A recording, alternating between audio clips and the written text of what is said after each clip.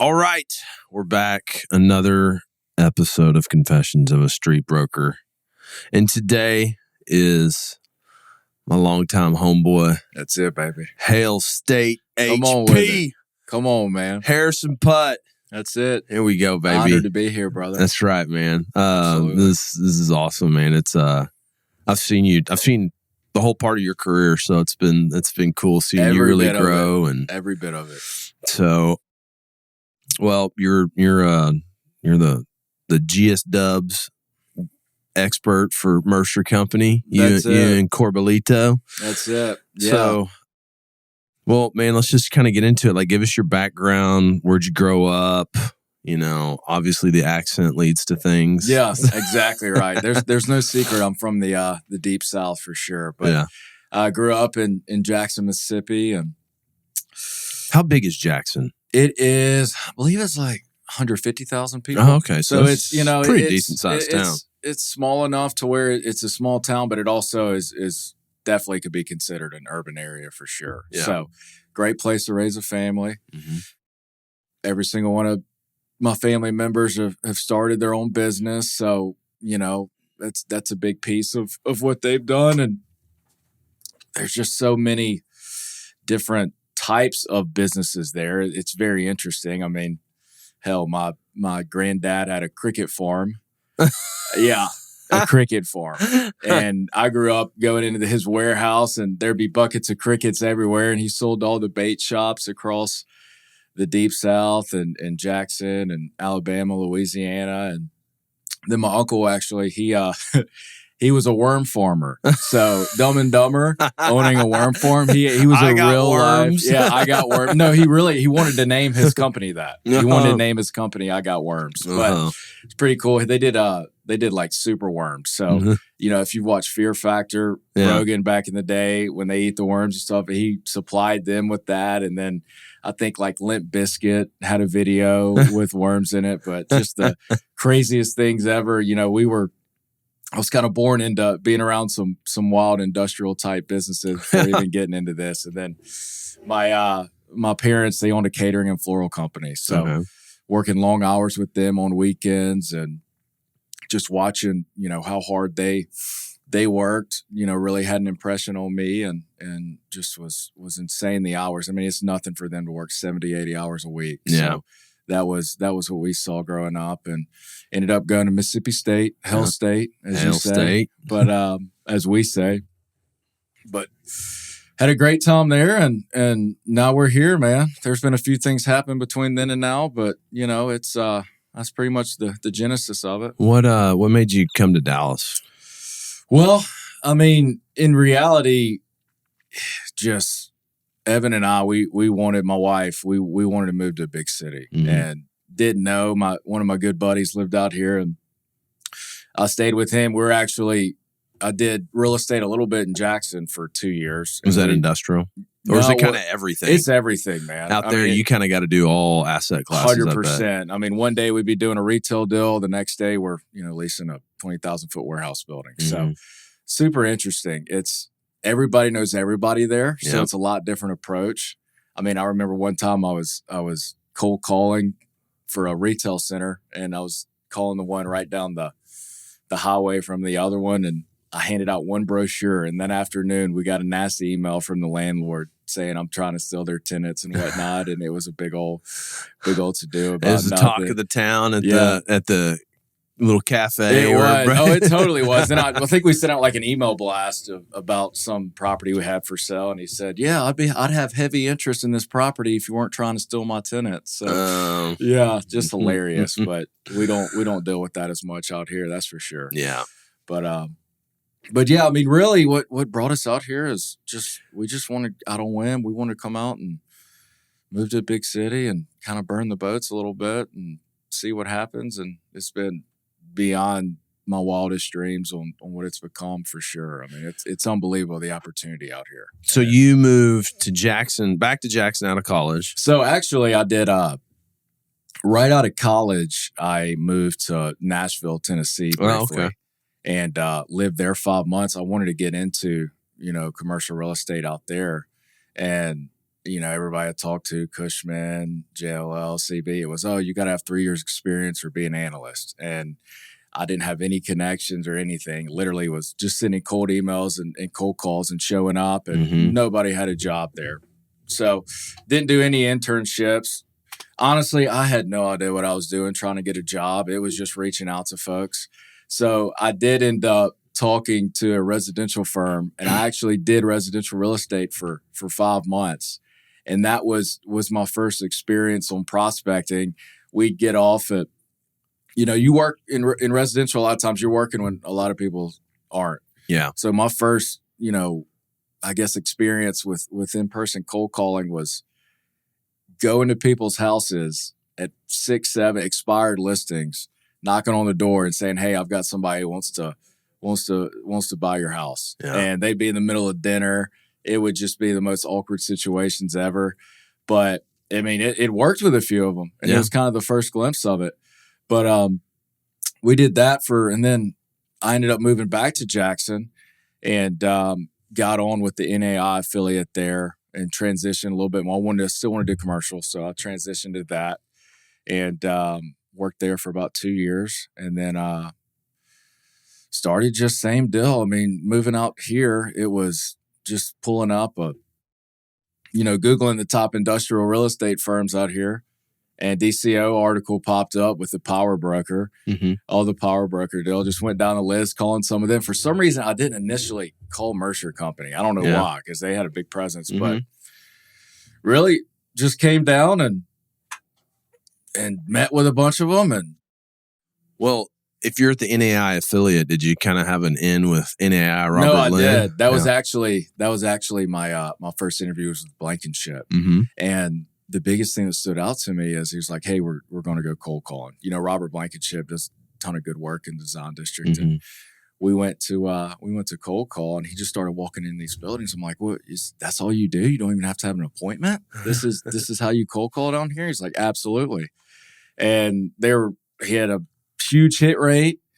It was unbelievable. And just seeing people just were wanting to talk to him and understanding what's going on in the market and weren't shooing him away. And that, I was like, man, I got to figure out a way to get on with somebody, some sort of brokerage out here, because if this is the approach, which is so foreign to me, of just not even setting an appointment from the commercial side. I'd done the residential point, going out and cold call, but I think we underestimate how unique that is in Dallas in the in-person cold call. Or it's unique to Dallas in a lot of ways, because I've spoken with people in other markets and it's not that way. Yeah. So that way it was unbelievable seeing him do that. But so through the interview process, they've got a test that you take. And that one, I did not pass the test. And so the NAI affiliate did not work out. It worked out for him though, because Chase Miller ended up, I believe, was the one going to work for him. So I think that worked out pretty damn well. They got the better end of that deal. But so I originally was connected with them. And then after that, just lined up a bunch of interviews just from cold calling folks. And we took our little Honda Accord and drove 6 hours from Jackson, put the German Shepherd in the back, Emerald. Shout out to, we got 2 little German Shepherds now. Those are like your babies. That's exactly right. And then we kind of just we interviewed with 6 shops probably. And literally my wife, Evan, would drive me from interview to interview and then make the block and come pick me up. So, but no, I ended up working out and ended up landing with Holt coming out of the gate here. So when you started at Holt, you were kind of like a foreign position in a way to me. Like you were kind of on some listings, but like you were really trying to go out there and replicate probably what you saw with Robert Blankenship and, and they don't really have a tenant rep presence. Yeah. No, you're exactly right. It was literally, I went to the interview with them and met with, Cannon was in there, Jim Bryce, met with all those guys. And I didn't know what leasing was, difference between that and tenant rep and building sales. I mean, we had done everything in Mississippi, so it was completely different. Yeah. And I just told them, hey, I just want to come out and knock on doors. That's all I knew. That's all I knew to say, because that's all I saw from Blankenship and the Lynn model, right? Yeah. And they're like, well, come on, let's do it. And those first 2 years were just invaluable, seeing, the market data they have and how they work. Because, Holt, from a leasing standpoint, they're forced to know so much about the market, because when they're getting hired by these big institutional firms, they're competing against massive corporate, the alphabet brokerages. So they've got to be better, right? They've got to know the market better. And just seeing how they approached everything, the training ground was unbelievable. And then I would just take their brochures and just started going door to door down in Brook Hollow. And that's how you and I met originally. So how did you choose Brook Hollow to be the market you were going to go cold call in? Because it's really kind of like you probably could have picked any territory you wanted at the time, right? Because they don't have that guy. No, I could have. No, it was literally free reign. I mean, I was, they've got an analyst program you come into, and you're there 2 or 3 years, and then you eventually graduate, to the leasing, and they start putting you on some product, and then you grow from there. And I could just kind of roll it in there and winged it, honestly. Yeah. And really learn from, I took you to lunch, I took other brokers to lunch, and really learn from the competition in a way, you know? Yeah. So as far as the approach on how to go from the tenant rep standpoint, I mean, as far as market intel and what to say, how to work a deal, they were top notch teaching me that. How to go get it, though, I learned a lot of that from you guys. Yeah. So it's ironic from that standpoint. But the way I chose Brook Hollow was I wanted to go to the design district because I felt like that kind of married some of my background. My parents were in the event business, and there's a lot of that down there. Yep. And I was just like, just looking at the sheer density of it, I was like, I could hit so many of these buildings. Well, they said, you're exactly right on that, but Brook Hollow is almost a different,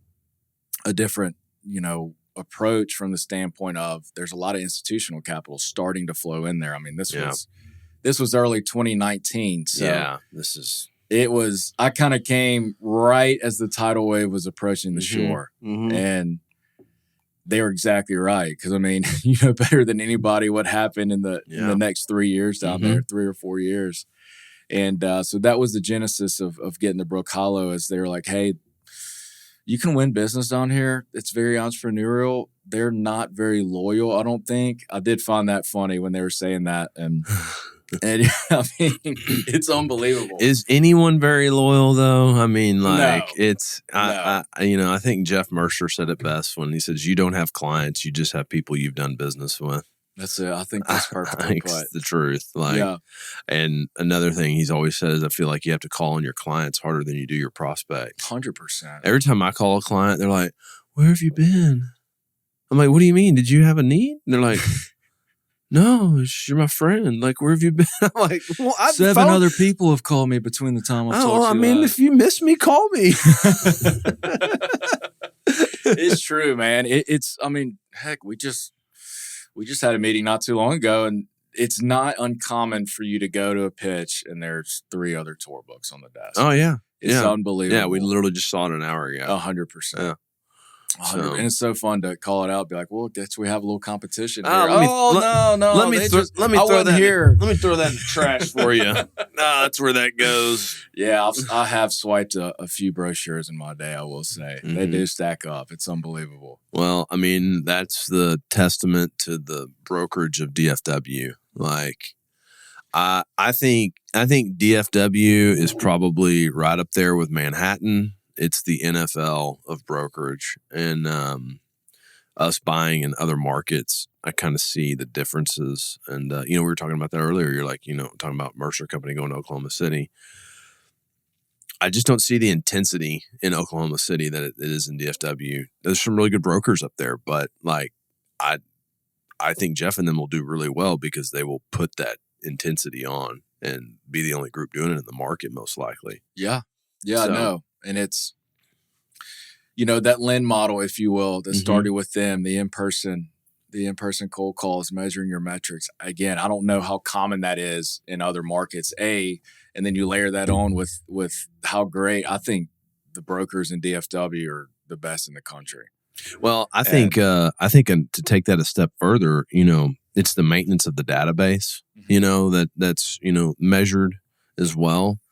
I don't know that a lot of, even call it the alphabet brokerages, they're not even, they'll tell you they have some centralized system. They're all working on different spreadsheets, you know? Absolutely.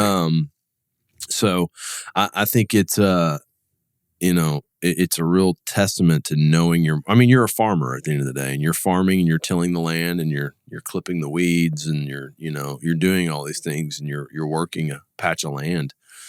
And, that's why I think submarket specialization is, I mean, that's, you know, it's funny now that on the principal side of things, I usually want to honor the guy that brought me the deal, and I usually have.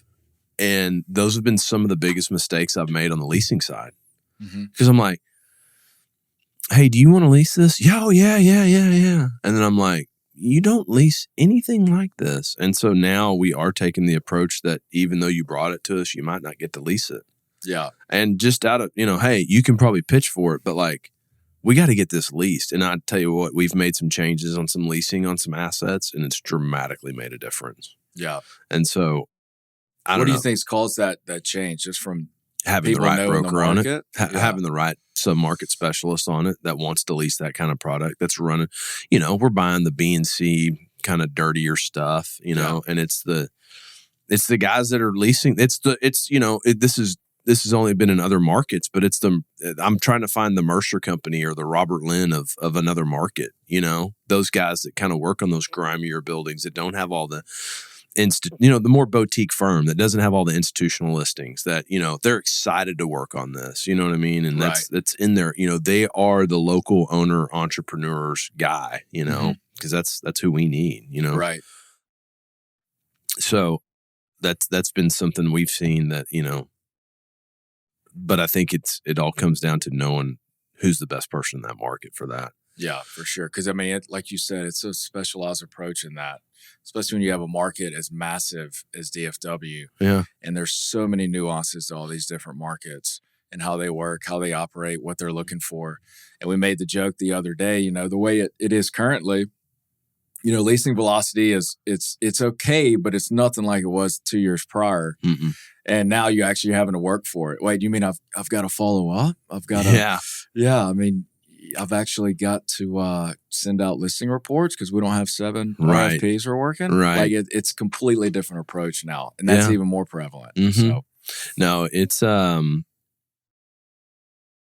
it's at a point now where you do have to like do the whole job because the cycle's a lot slower. Being on this side, like I'm pushing my leasing brokers now. I'm like, hey man, what's going on? Well, why hasn't nothing happened?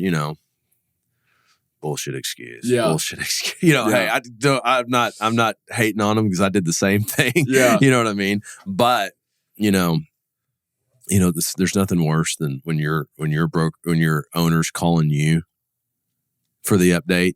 And 100%. You get that call. Flat-footed. You are caught so flat-footed. Yeah. And so I just try to stay on. I try to keep my calls real quick. Look, I need like 3 minutes. What's going on? Yeah. Yeah. I'm gonna call you next week. I want to know more going on. And I think one thing I've learned from that standpoint, and I've shared this with Corby working for him, but you guys appreciate the brutal honesty about what's the feedback. Well, I mean, the 7 other options they're looking at has a full make ready, and we don't. Mm-hmm. And this is the feedback I've gotten on this part of the warehouse. It's, there's exposed HVAC there, just little things. It's amazing when there's so many options, the smallest little nuance can make all the difference. Right. It's unbelievable, especially with the smaller spaces. It's, that's been something we've tried to, we kind of failed on an asset recently, but that was probably because of someone who was handling it. Yeah. But, we try to get in there and I try to get in there and like do the things that I would need as a leasing broker to lease it for our leasing brokers. Right. And that's unique from your standpoint, because the fact you've been in the game from the brokerage side, you know exactly what these guys are looking for. You're going to end up doing it anyways. Exactly. And no one negotiates neat and clean. They negotiate screwed up. That's exactly right. I mean, either way, you're going to have to do it. Mm-hmm. And more times than not, you're not going to have to do anything above that. Mm-hmm. Right. So that's just little things like that on giving real feedback that's been more prevalent than ever nowadays. Yeah. So, okay. So you're at Holt. What year did you start at Holt? 2019. 2019. Urban infill. That's it, baby. Last mile, core, the hottest buzzwords of all. That was that Amazon effect. That was it. I mean, I remember touring warehouses and taking people through it and be like, and look, you've got the skyline over here. I mean, how many warehouses can you tour? And there's literally the downtown skyline. And then looking back at that, I'm like, that makes zero difference. Yeah, how does that add any value? It doesn't. Right? But they're like, oh, yes, we'll invest in these buildings. And now, I mean, being out in GSW, the whole market's seen as infill. Like when you're looking at these rooftops, it's the whole market. So the fact that we had these submarkets that were and some that weren't, I mean, you've got outlying areas now, right? But yeah, it is funny looking back on how that was seen as the buzzword and how everybody flocks to that. And I feel like it's a copycat business. If people see somebody, execute a business plan, there's going to be 10 more people behind them doing that. Yeah. And there's been a lot of success in DFW with people doing that same exact thing. But I think that was the buzzwords are hilarious as they come up. Yeah, iOS has always been my favorite. Yes. Like, you guys wouldn't buy this It's stuff. a yard. It's a yard. I've been trying to sell these to you people for years, and now all of a sudden you put an acronym on it, and JP Morgan will put $700 million into it. That's exactly right. That's exactly right. So, okay, you're at Holt. You're causing a lot of problems in Brook Hollow for me. So, just a few. And it was fun though, man. I mean, looking back, dude, the times we had running into each other and working with Turner, and it was just a fun group of guys, right? It was a good group. Steve Williamson. Chase was starting to get there, but he was kind of coming in as I was going out. But I mean, at the time, it was just a good old group of guys, and y'all would call me on a Friday afternoon and ask for 7 comps. I'd shoot them over to them. You shoot them back to me. And it was a blast working with you guys. Well, and that's when, so I guess it was probably, was it 21?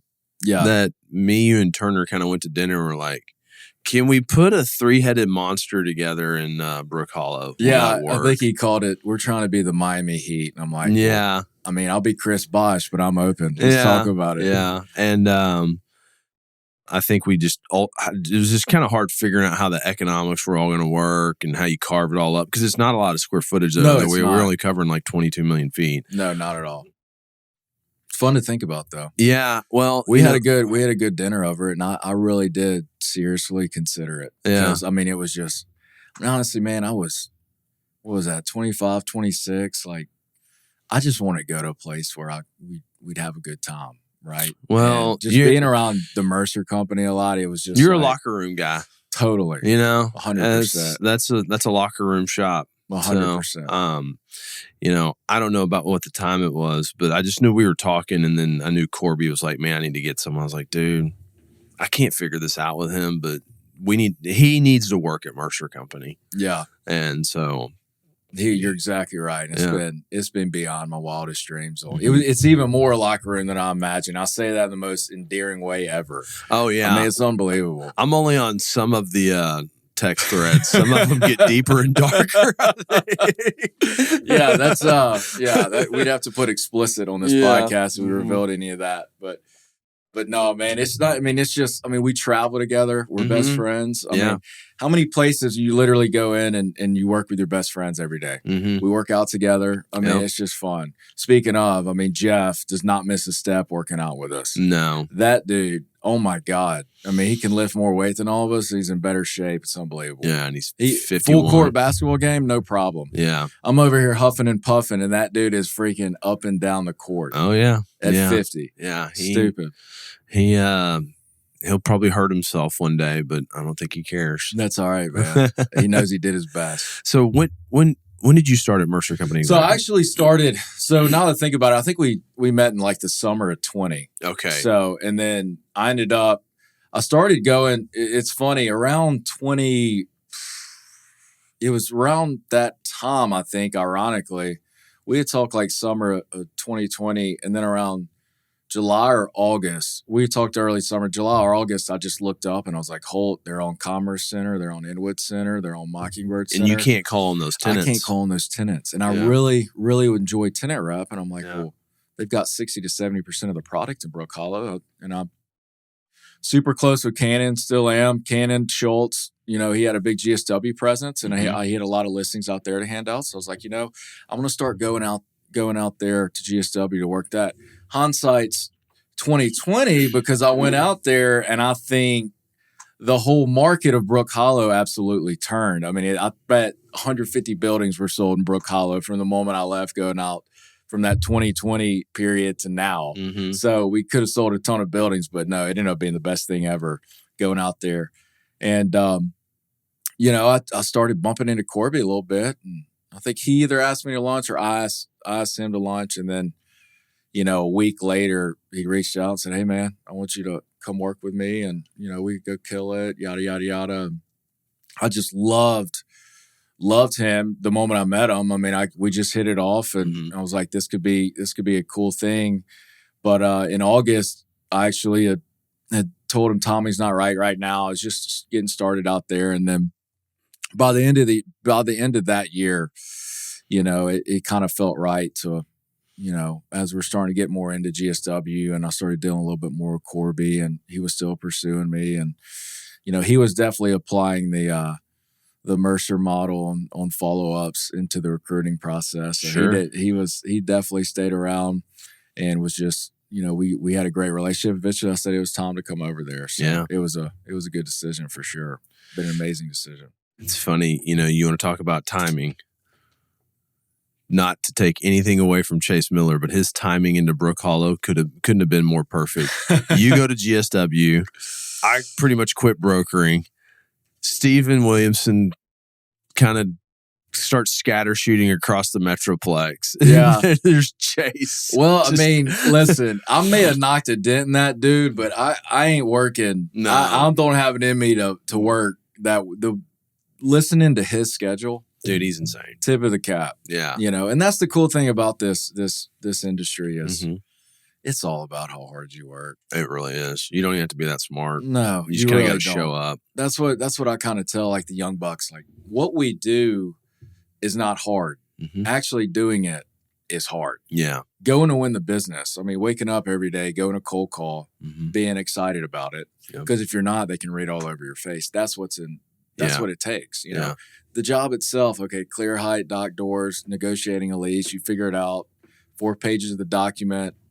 You can figure that out in a month, right? Yeah. It's going out and performing and knowing it takes to do it is the difficult part. And tip of the cap to him because he does get after it. So. Yeah.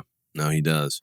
So, okay. So you come to Mercer Company and you and Corby start working it. And so was it a combination of like, Corby's got a book of business. Does he have like, you probably have 1,300 records, right? That you're calling on. Yeah, we've got. I mean, GSW's big. I think we've got what we call on north of 2,000. Okay, yeah. I mean, GSW's massive. It's 120 million feet just in the main area of it. Right? It's funny. People. It's massive. I look at like markets like Oklahoma City and Austin, and like it's literally the size of GSW. It's crazy. Yeah. I mean, I think it's one of the largest, if not the largest, submarket in America. I should know that, but I mean, we're pretty focusing on just the submarket. So just the micro facts, not the macro. Yeah, exactly. The micro markets. That's another. That's another we use that one. Micro market. Micro market. That was on the. What does that even mean? That was on the marketing for the Proto Park. Really? Investment sale. It says Brook Hollow, a micro market. We were like, what the hell does this shit even mean? And it's one thing that's inevitable is there will continually be more buzzwords coming out. Oh yeah, they have to keep it going. It's unreal. That's why we track it every week. 100%. What's the new corporate buzzword? 100%. Like send them in. People are starting to send them to us now. It's pretty funny. Yeah. Yeah. People will tweet them at us. They're like, "Hey, here's a buzzword I heard today." I love it. So we love to razz that side of the house on things. So you and Corby, Corby probably has a good set of business. Corby's, had an extremely successful career in GSW. He's got a good book of business. Probably has a whole group of accounts that he can't call on because maybe the square footage size is probably he needs to start elevating in footage. Right. And then just some guys that he never just. Sometimes you just don't connect with people, right? Yeah. And so like, and I just see y'all's production, but like I don't really know the backstory to it, and it seems like you've probably kind of bridged some of those gaps that that he couldn't, or something like that. Yeah, I mean, it's just the sheer, the sheer volume of, you've got all these clients over here, you're servicing them. To your point, there's no loyalty in this business. Right. So as Jeff says often, is you got to call on your clients just as much, if not more, than the prospects. Mm-hmm. So that in itself is a full-time job. And you eventually get to the point in your career to where you've got so many clients that, 200 clients, I would say, is equivalent to what? 500 to 1,000 contacts, because when you're talking to the time it takes to service those, they're going to answer the phone every time. And it's going to be like talking to a friend every time. So the time it takes to service those probably equates to the time to service your old database. So he had a full-time job with that. And then you've got, again, it's under 20 million square feet. You've got all this other square footage, tenants, user buildings, and then leasing assignments, calling on these landlords, and you marry those two together. It's just not enough. It's way too much for one person. So it's not a market to where we really ever bump into each other whatsoever. Calling. I don't think that's maybe happened less than 5 times, because he still makes calls, right? Yeah. So, but you're exactly right. I mean, it got to the point to where there was coverage that needed to be addressed. So. Yeah. Well, I mean, I'd say y'all are like the top producers at Mercer Company, so I think it's working. Yeah, no, it's good, man. We've been fortunate. He's been an amazing mentor for me, and we've had a blast working together, and I think we balance each other out really well. And it's like a marriage. Sounds like I'm describing my wife over here, but I think that's what it kind of is, right? Well, something else y'all kind of did that I would say was never the norm for Mercer Company is y'all actually picked up some institutional leasing. Yeah. I never won any institutional leasing. I had one institutional leasing assignment, and that's because I sold them the building. So I wouldn't have gotten that leasing assignment, had I not sold them the building. And I'll tell you a funny story.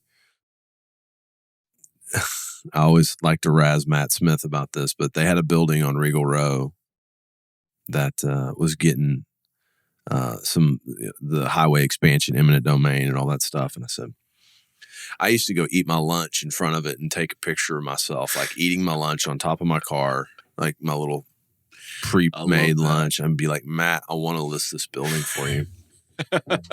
So Matt, I was like, he called me one day. He goes, man, I really appreciate it. He goes, but Clint Riley's really helped me out on this eminent domain stuff, so I really kind of feel obligated to give it to him. I was like, fair, I understand, whatever. Well, then Clint Riley gets out of the business. I call him up. I go, well, I'm up. He's like, oh, yeah, about that. I'm going to have to hire CBRE. I was like, So, I love Matt. Matt's a good buddy. But to that point, it's hard.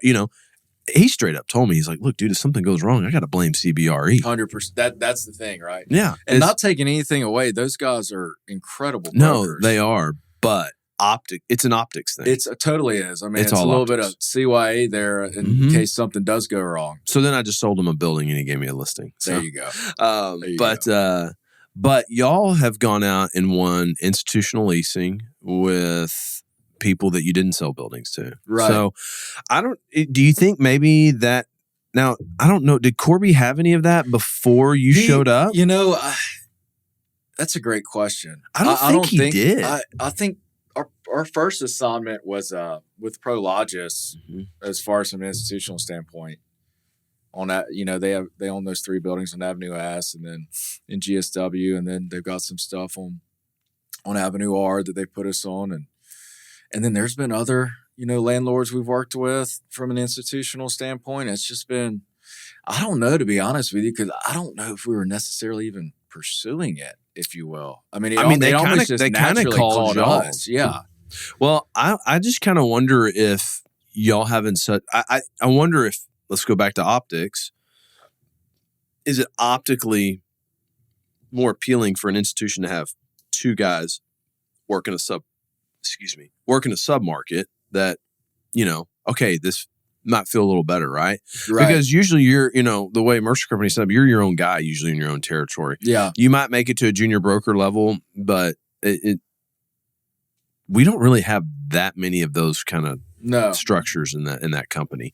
And so that could be a reason why too. They're like, well, how they kind of need a junior, every other leasing team has 2, sometimes 3 people on it. Easily. Yeah, no, for sure. And it's just, again, it's the, working a listing, there's so much to it, right? Mm-hmm. I mean, there's so much with the reporting, with the tours itself taking up time, being able to do that and build your business, and Corby's so great about covering so many tours so I can go out and call, right? Mm-hmm. So he's so good with that. And I think you're exactly right. I think it's you got to have 2 people to cover it. If not, there's no way. You either got to commit to one of them. I'm solely a leasing guy, or you commit to I'm solely a tenant rep guy.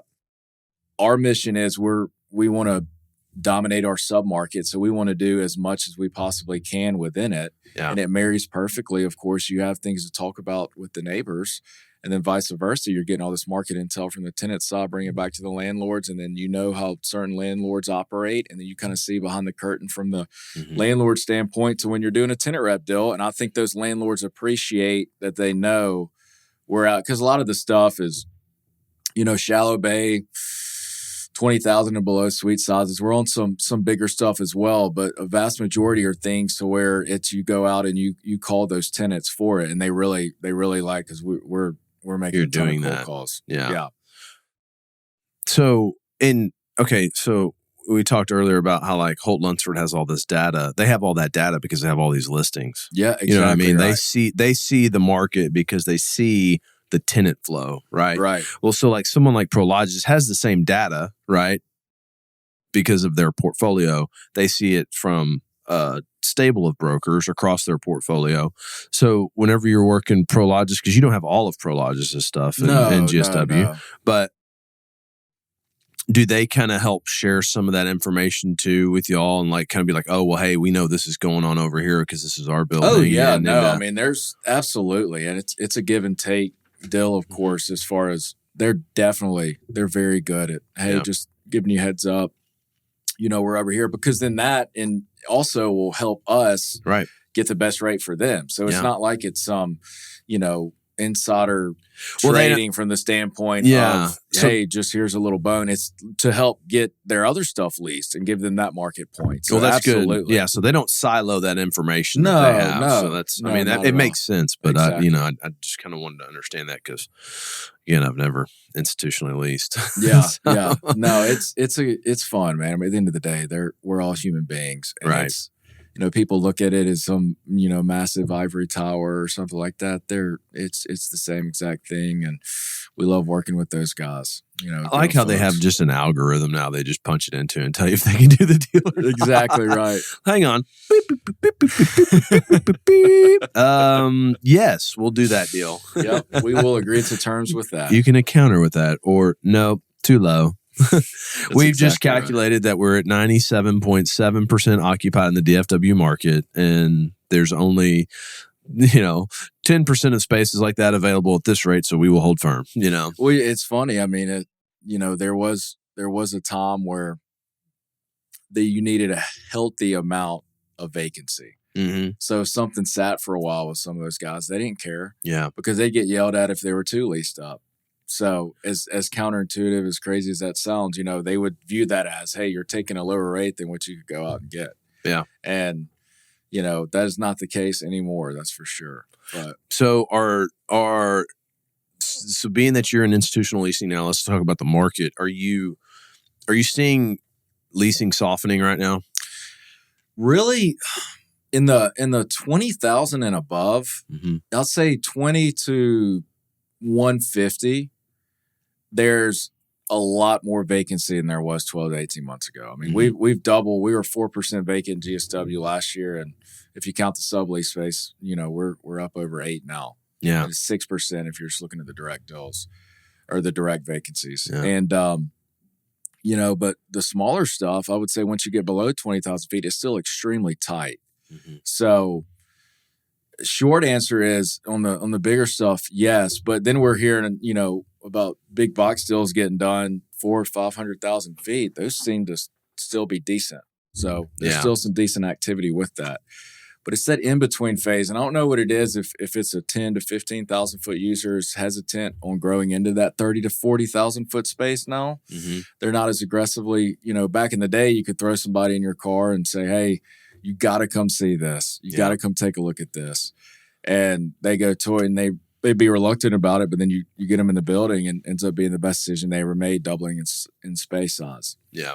It's not like that right now as aggressively. But, I think in the long term, I think we're just in a little transition period. I think there's some natural hesitancy with it being an election year. Yeah. Seem to be doing okay from the economies. We're busy. We're busier than ever, right? Ironically, because it takes twice the effort to get some of this done right now. Yeah. But, the market in general, I'd still say there's a lot of things going on. It's just sometimes it takes double the amount of tours and whatnot. Yeah. The election conversations on cold calls was always my favorite things. I remember I called on this guy and he goes, this is when Obama was getting elected, and he was like, I don't know if I can even stay in business if Obama's elected. I was like, what?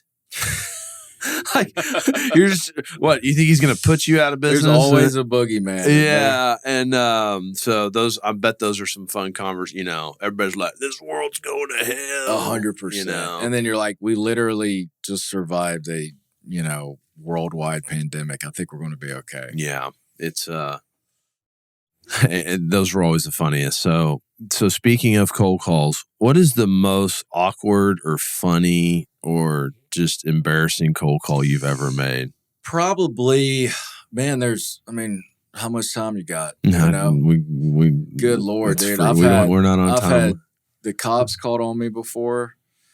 I'll just tell you that one. It was early on in Brook Hollow. It was a building at the very end of Round Table. Mm-hmm. And the guy was super nice. And, I went in there initially. He was great. And I was like, hey, I represent just the whole ditty. We'd love to bring an offer for your building. And he was like, all right, yeah, I'll take a look at it. And then that same day, this is how much velocity and how eager people were at the time. I think that same day I toured, I'd called on him at 10. I think at 2, maybe 2 o'clock that afternoon, I was touring an investor through. And he was on the roof, and he comes down, and he gets in my face. He's like, if you ever haven't come through here again, I'm going to beat your ass. I'm like, you just told me 4 hours ago that you wanted me to bring an offer for your building. So then we left, and he ends up sending an email to me saying, he called the cops and whatnot. I want to go see if he did it. There were 2 cop cars out front. That's the biggest thing in this business, man. If you take yourself too serious, it's just not going to work out well. No, probably not. I've had my fair share of the I've never had the cops called on me.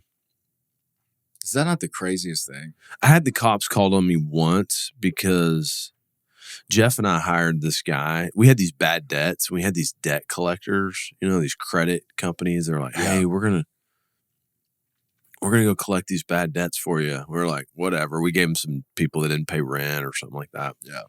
And they collected our money and then they didn't pay us. These creditor guys were crooks too. Yeah. And this guy had an office in Addison. So I just go up there and walk in his office. And I'm like, I want my money. And he's like, you got to leave. I was like, I ain't leaving until you give me a check. So he calls the cops. Cops come up, escort me out. I ended up suing him in small claims court, and I won a judgment. He still didn't pay me, but good Lord, dude. Anyways, that's when I had the cops called on me, and I was like, I want my money. The cops were like, this is a civil matter, but he's asking you. I was like, this is bullshit.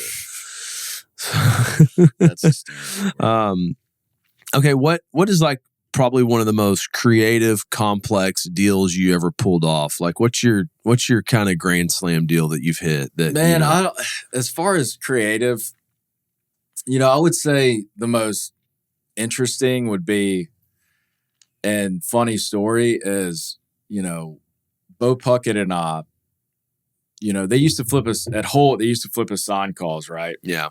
And there's like, Newkirk. There's a small little listing in Harry Hahn's on Newkirk. It's just small, 3,000 foot metal building, sweet sizes. And we toured this guy through here, and he goes, I don't think this will work, but I need to go buy a 15,000 foot building on Barge Lane. I was like, okay, well, excuse me. Let me back that up. He was like, I want to go buy a 15,000 foot building. So we sent him one on Barge Lane.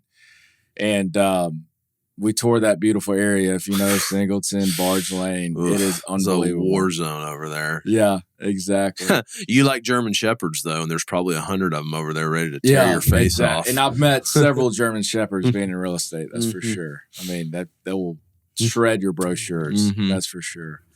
But anyway, so we tore him through, and he's like, man, I love it. Let's make an offer on it. 3,000 foot sign call. I'll be like, okay.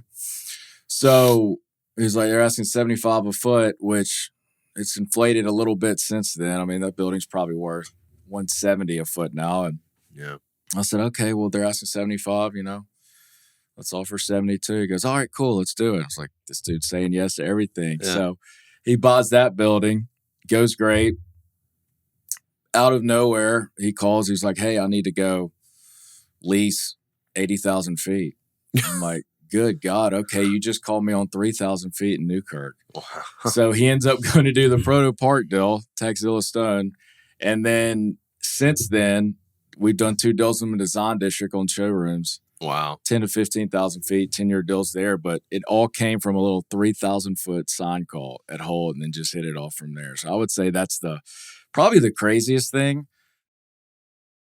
I mean, creative deals, man, dude, don't you feel like every single one of them you got to get creative on? They all have a uniqueness to them. I mean, and it's just nothing is down the fairway in this business. But I think the story you just told is something, if there's any young brokers listening to this, don't punk your sign calls. I made some very similar stories like that off of sign calls. 100%. That's like my group on Timberlake. They were like officing out of the man door in someone else's warehouse. Wow. And I've done 15 years worth of 250,000 foot renewals for them on their their space. So that's how they started. Yeah, they were in Pinnacle Park, and me and Boozer were calling Pinnacle. We called this one guy, and he goes, "No, hey, my freight guy in the back though needs a building. Like they needed a real building." And then I put them in Wilmer, multiple buildings in Wilmer.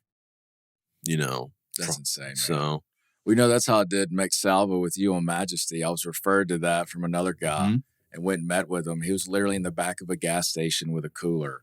Yeah. He was a food service provider. I'm like, all right, this is not going anywhere. Yeah. But then he shows us the financials. He's doing like $5 million a year out of that little back of a gas station. Unbelievable. Yeah. So I ended up going to that deal, but similar situation, man. Yeah. It's insane the amount of money some of these groups make and some of these companies make, and the different types of companies we come in contact with. It's unbelievable. No, it's definitely interesting. So young brokers, follow up on them sign calls. Some of them are fake, but some of them are real. And 100%. I've probably literally taken home $2 million on sign calls. So I always, the thing is too, if you do return your sign call, you're probably the one guy that did.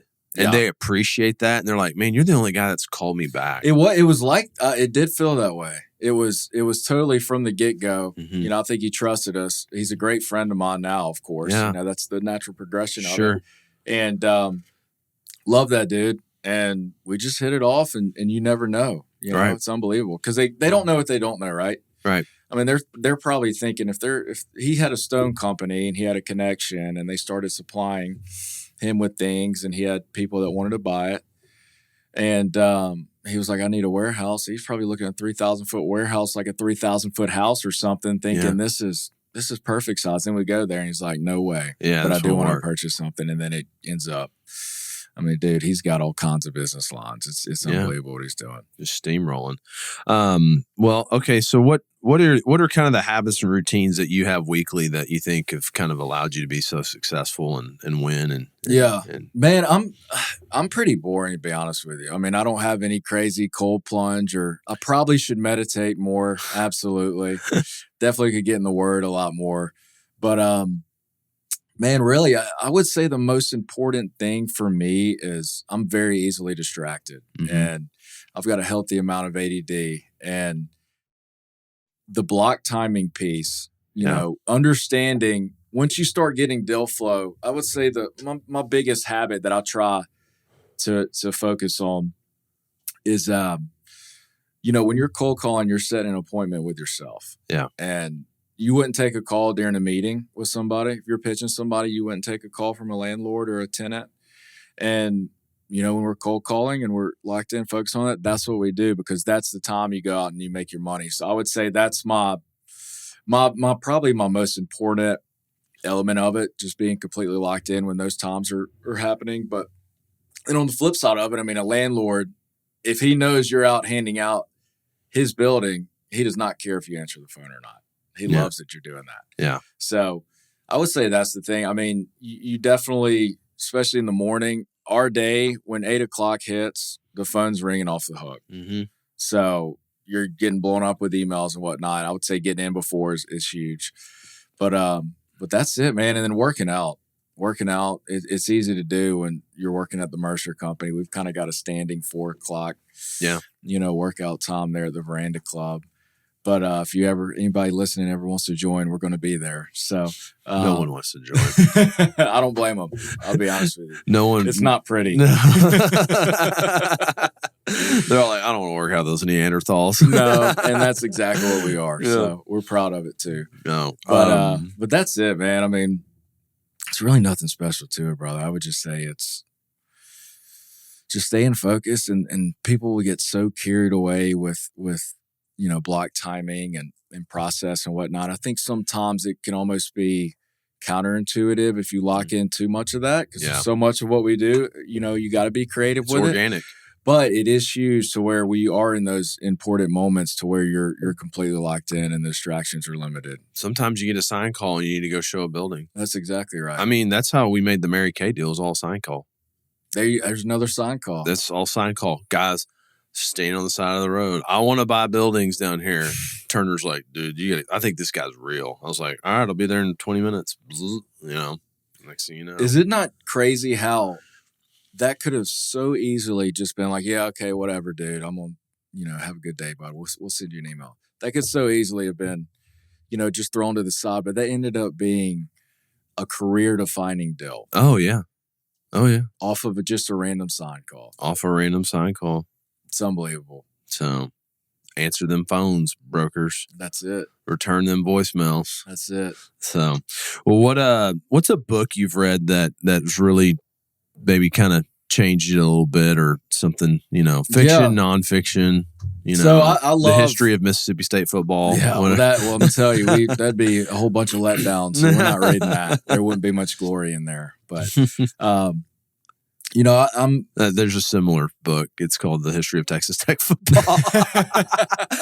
Hey, R.I.P. the Pirate, though. We both shared them. We did share the Pirate. That was one of the most badass games I've ever seen the year he beat Texas. Yeah.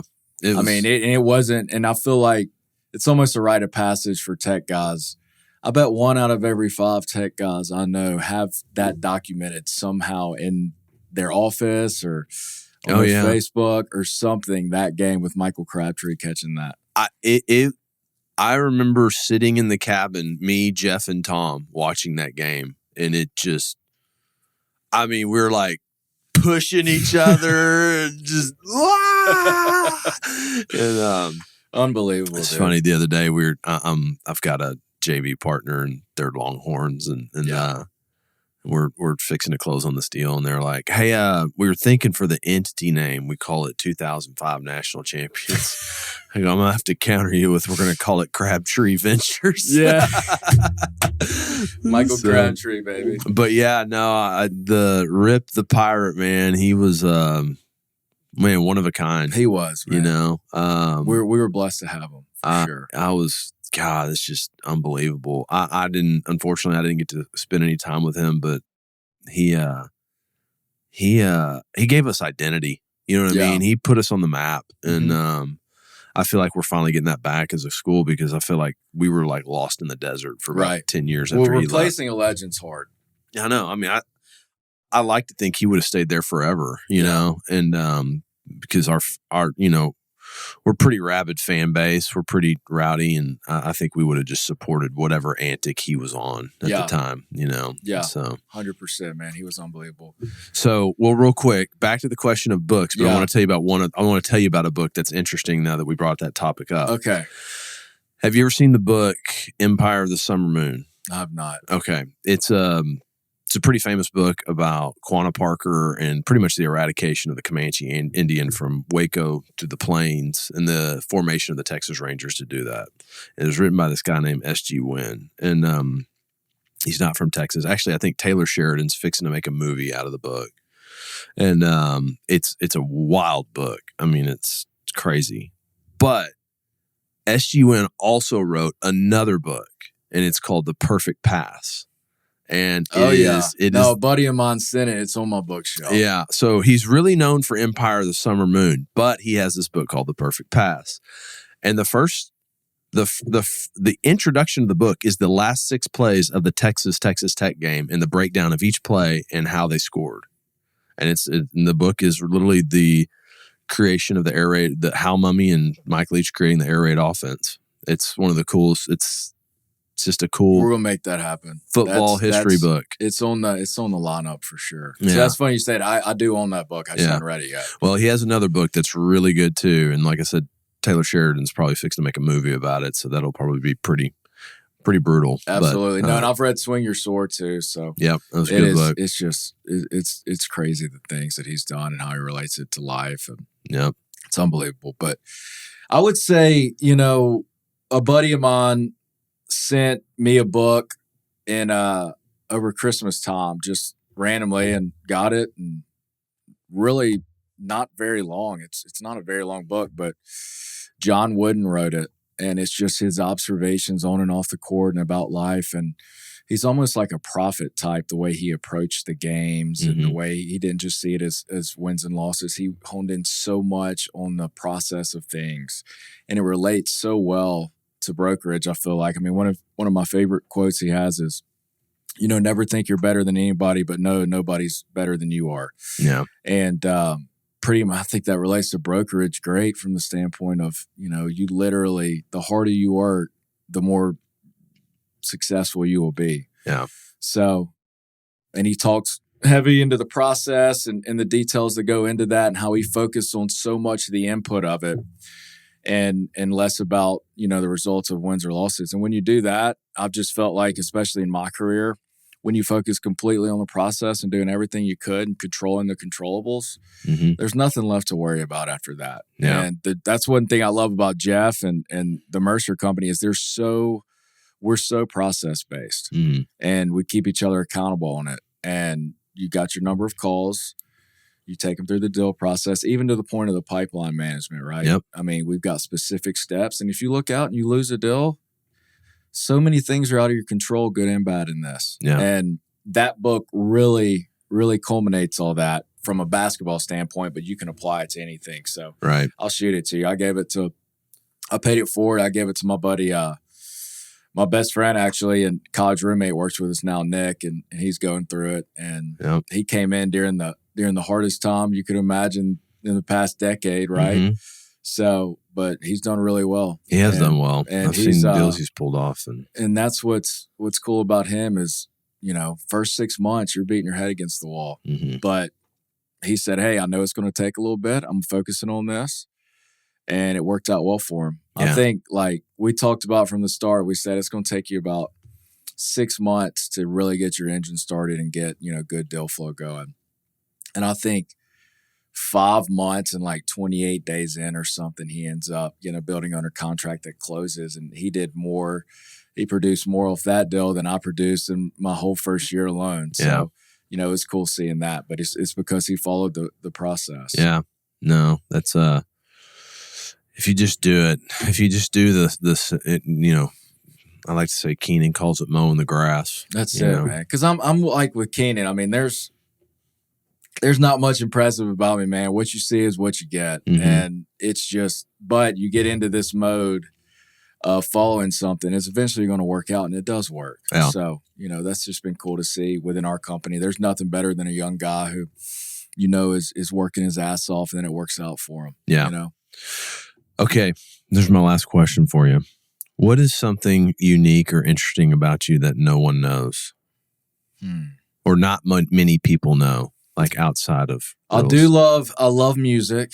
Yep. Love music, especially. So my dad was a big influence on that. He loves classic rock, 60s to 80s, and we saw. I would say it's interesting. It's also a little depressing, but we saw Greg Allman and Tom Petty in the same year, and they both passed within that same year. Yeah. So since then, I was like, okay, any old acts I like, we're not seeing. We did see Paul McCartney, though, in Fort Worth not too long ago, and he made it past the year mark. So I think that curse is broken. Yeah. But man, I would say my love for music is something that not a lot. I know because when we go on our cabin hunt and I'm skipping the song every 30 seconds. Oh gosh, yes. You and Tom have the same radio. You can't listen to it. Oh, wait, there's another song. Hold on. But wait that's a great song. Let's finish that song. No, hold on. You got to hear this one. You got to hear it. Jeremy. Funny, yeah, no, music's a very passionate thing, man. It's a big passion of my life, and absolutely, as you all know. Man. So, but well, cool, man. Well, I appreciate you coming on and doing this. Thanks, was really good, really interesting. It's great hearing your story. It's it's been fun watching you just really develop into just a great broker, man. And so really excited for you with all that. And it's great seeing you, Corby, work together as such a powerful team, man. So that's really awesome. Yeah, so, man. He's been amazing. I appreciate your time today too, brother. Yeah. It's really, really neat to see what you've done just off of an idea. Yeah. I mean, it's really, really neat to see it because we've been fortunate to see it from the genesis. And then, like we talk about coming in, man, you guys are seeing a ton of deals right now and closing a lot of them. So let's do some more deals, my friend. Absolutely. Harrison Putt. Thanks, man.